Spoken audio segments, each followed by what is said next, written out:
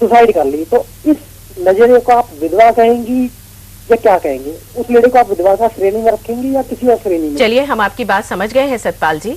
हमारी पैनलिस्ट यहाँ मौजूद हैं, इन्होंने भी आपकी बात सुनी है और ये आपको सही बात का सही जवाब देंगी। बताइए गीता जी। ये बहुत बहुत अच्छा सवाल उठाया उन्होंने। ये विवादग्रस्त मामला है। जब कोई मामला पुलिस में चला जाता है तो ऐसे में निपटारा होते होते बहुत टाइम लगता है। तो उसके बाद वो अगर औरत अपनी सामान्य जिंदगी में लौटना चाहती है तो जो शादी कर रहा है दूसरा पक्ष, उसको सारी चीजें समझ के करनी चाहिए। इसमें हमारी राय उनके कोई काम नहीं आएगी, क्योंकि फिर उनको ये पूरी केस स्टडी करके शादी करनी चाहिए। उस लड़की को भी हक है शादी करने का। उसने किस परिस्थिति में ये केस लगाया, ऐसा क्या इल्जाम लगाया, ऐसा क्यों हुआ, क्या ताली एक हाथ से बजती है?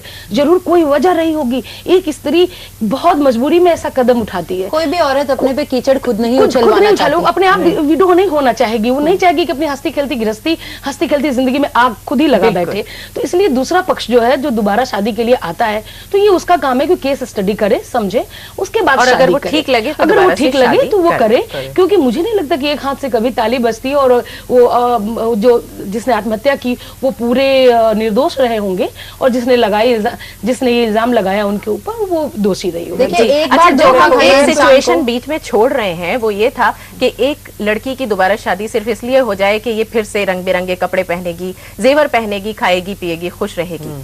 तो उसके अंदर क्या चल रहा होता है, आप बताइए मानसी। हर औरत, मेरे हिसाब से हर औरत को एक परिवार की जरूरत है। जब तक वो शादी नहीं होती है, वो अपने माँ बाप के साथ रहती है, वहां उसका एक अपना तौर का समाज होता है। तो बचपन से जब से वो पैदा हुई है, उसने अपने आसपास एक समाज को डेवलप होते हुए देखा है। तो अब क्योंकि एक ऐसा हादसा हो गया है और वो लोगों से कट गई है, तो खुद की ग्रोथ के लिए भी कहीं ना कहीं, क्योंकि मेल डोमिनेटेड सोसाइटी है, वो फील करती है। उसके भी अंदर इमोशंस हैं। इमोशंस वो तो हैं, लेकिन सदमा उसमें कब तक रहता है गीता जी?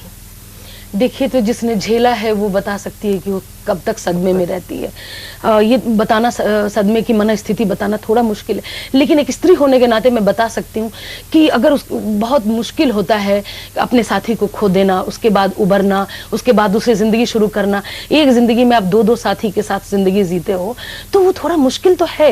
लेकिन बाद में ऐसे फिर क्या प्रॉब्लम्स होती हैं? देखिए, पुरुष है, वो तो बाद में किस तरह का माहौल होता है? वो प्रॉब्लम तो जिंदगी भर होती है। मैं बता रही हूँ कि स्मॉल टाउन में कि एक मेरे जानने वाले ने शादी करी, अब उनकी बेटी बड़ी हो गई शादी के लायक, तो जितने रिश्ते आते हैं जैसे उनको पता लगता है कि माँ की दूसरी शादी हुई है, वो रिश्ता टूट जाता है बनने से पहले। और आज अपनी बेटी की शादी के लिए विज्ञापन दे रही हैं और साथ में ये भी डाल रही हैं कि माँ की दूसरी शादी हुई है। तो ये तो प्रॉब्लम है सोसाइटी में। बिल्कुल। इसका मतलब हम कहते हैं हम 21वीं सदी में जी रहे हैं, लेकिन हमारी मानसिकता अभी बहुत पहले की है। हमारे